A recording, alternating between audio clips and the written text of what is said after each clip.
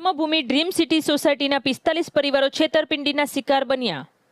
Project loan ન ચૂકવાતા bank દ્વારા notice, રહેવાસીઓના ઘર જોખમમાં। પારડી પોલીસ મથકે દેસાઈ દંપતી અને તેના પુત્ર વિરુદ્ધ નોંધાઈ ફરિયાદ।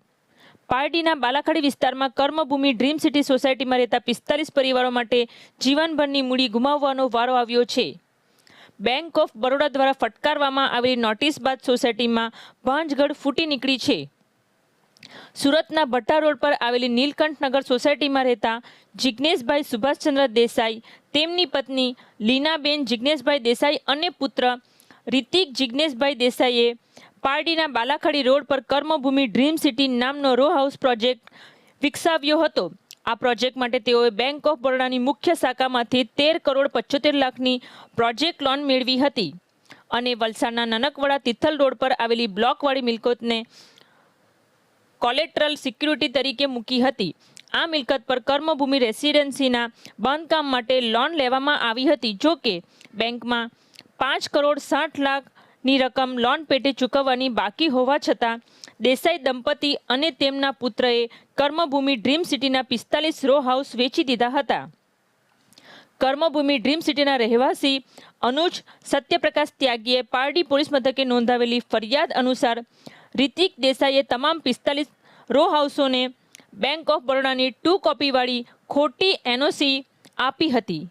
આ રો હાઉસ વેચીને રહેવાસીઓની જીવનભરની કમાણી અને મૂડી સેરવી લીધી હોવાનો આરોપ મૂક્યો છે। આ મામલો ત્યારે પ્રકાશમાં આવ્યો જ્યારે બેંક ઓફ બરોડાએ લોન ન ચૂકવવાને કારણે સોસાયટીના રહેવાસીઓને નોટિસ ફટકારી। નોટિસ મળતા જ રહેવાસીઓને સમજાયું કે તેમણે જે રો હાઉસ ખરીદ્યા છે તે બેંક લોનના તારણમાં મુકાયેલા છે અને લોન ન ચૂકવાતા તેમનું ઘર જોખમમાં છે। આ ગંભીર છેતરપિંડીના મામલામાં પારડી પોલીસે દેસાઈ દંપતી અને તેમના પુત્ર સામે ઠગાઈનો ગુનો નોંધી તપાસ શરૂ કરી છે। પોલીસ ખાતા તરફથી જાણવા મળ્યા અનુસાર ખોટી એનઓસી બનાવી આપનાર ઇસમો સામે પણ કાયદેસરની કાર્યવાહી થઈ શકે છે। આ ચપટામાં ફસાયેલા 45 પરિવારોને પોતાની જીવનભરની મૂડી ઘર ખરીદવામાં રોકી હતી। ઘણા લોકોએ લોન લઈને અથવા બચત વાપરીને આ મકાનો ખરીદ્યા હતા, જે હવે જોખમમાં છે। બેંકની નોટિસ બાદ આ પરિવારોમાં ચિંતાનો માહોલ છે। પોલીસ તપાસમાં પ્રારંભિક તબક્કે જાણવા મળ્યું છે કે આ પ્રકારના બેંકના કેટલાક અધિકારીઓની પણ સંડોવણી હોઈ શકે છે, જેમણે ખોટી એનઓસી બનાવવા બાબત મદદ કરી હોઈ શકે છે। પોલીસ આ દિશામાં પણ તપાસ કરી રહી છે।